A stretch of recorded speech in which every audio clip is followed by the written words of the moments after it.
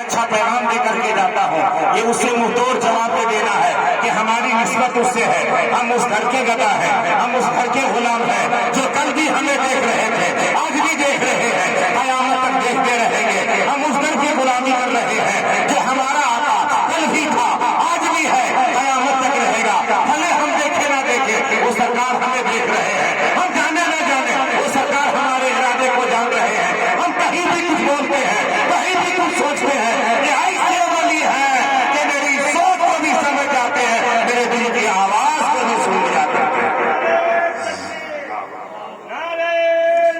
یا رسول اللہ، زندہ باد، زندہ باد، زندہ باد۔ سرکار سلطانی کی کرامتیں بے شمار ہیں، یہ صاحب مزار کے ساتھ ہم لوگ بیٹھے ہیں، ان کی کرامتوں کو میں نے دیکھا ہے، میں لوگ تو سن کر بولیں گے، میں سامنے میں دیکھا حضرت کی کرامت۔ اللہ تبارک و تعالیٰ تا حیات ان کے غلامی کا پٹا گلے میں سلامت رکھے، اور اس انداز میں کہ جنت میں جانے کا ارادہ ہو، اگر تمامی کا گلے میں ڈال پٹا محمد کے غلامی کا۔ حضرات میری آنکھوں نے دیکھا، میری آنکھوں نے دیکھا ہے ان کی کرامتوں کو، جو انہوں نے کہا اللہ تعالیٰ نے اسے پوری فرما دیا، اور جو کل کہہ گزرے تھے آج وہ تمام باتیں نظروں کے سامنے گزر رہی ہے۔ با کرامت، صاحب کرامت، صاحب مزار، صوفی ولی محمد علیہ السلام وہ رضوان۔ اللہ تبارک و تعالیٰ ہم سبوں کو ان کے فیض و برکات کا مستحق بنائے۔ سرکار سلطانی کے بعد آئے چمکتا نکھرتا خوشبودار پھول صوفی ولی محمد، آپ کے مریدین کچھ تھے تو آپس میں باتیں کر رہے تھے، کہا سرکار نے یہ سلطانی کی زمین کو پسند فرما لیا، جب انتقال ہو جائے گا، جب ان کے یہاں مزار بن جائیں گے تو یہاں راستہ کہاں ہے، آنا جانا کیسے ہوگا؟ ایسا کرتے ہیں نا ہم لوگ دامودر پور میں کچھ زمین خرید لیتے ہیں، جب سرکار کا انتقال ہوگا نا تو دامودر پور میں ہی ان کا مزار بنا۔ کچھ لوگ کہہ رہے ہیں نہیں دھیرے دھیرے بولو، ایسے سے بات کرو، سرکار سلطانی وہاں نہیں ہے، سرکار سلطانی نہیں ہے، مریدین بول رہے ہیں، وہ جنہیں دیغلی بولنا نہیں آتا،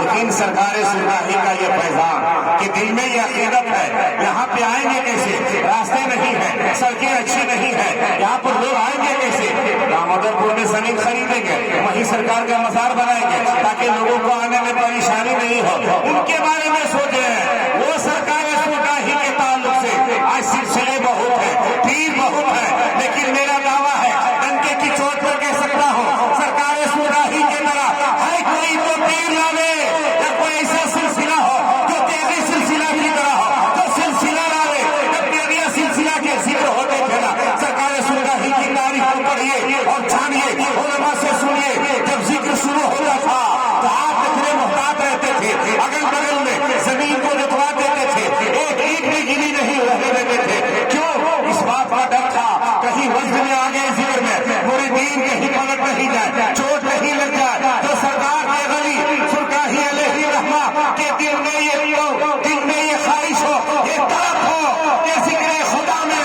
میرے مریدین اگر تڑپ کر گر جائے، چوٹ لگ جائے تو تکلیف مجھے ہوگی۔ وہ سرکار سلطانی کا مقام کتنا بڑا دوبارہ، وہ سرکار سلطانی